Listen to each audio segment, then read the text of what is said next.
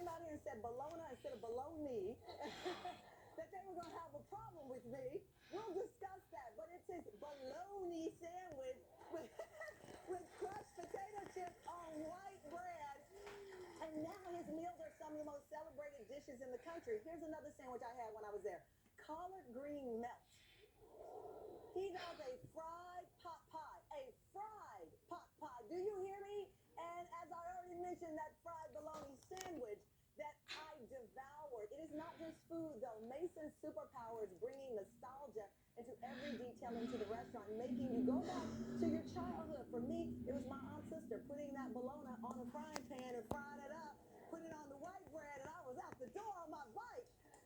As I mentioned, you know, if you could get a seat at this table, you're very lucky. The line stretches around the corner. We went there during my Confident Cookbook tour. I was with my dear friend Lish Styling. We were in New Orleans on tour. We got in because we had to call some people, and it was worth all those calls. Such a memorable moment. We sat around the table and just had a great time. It is my honor to have a great time now in our studio. He's not waiting in line, but he is behind the TH doors. Let's bring in Mason Herford!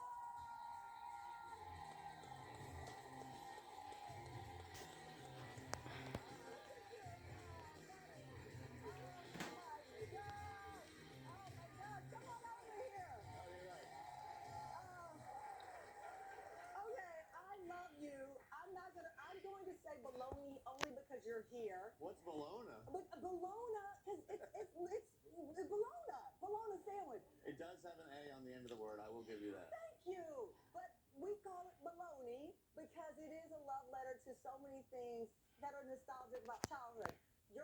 Your bologna sandwich, which bologna sandwich is,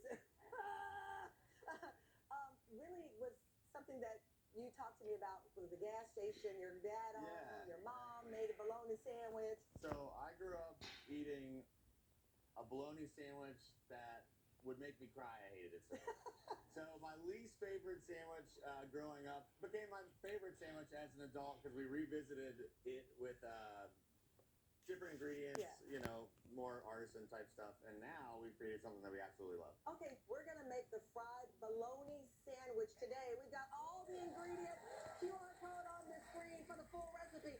All right, you're turning your toasted bread over, so I'm going to start with you.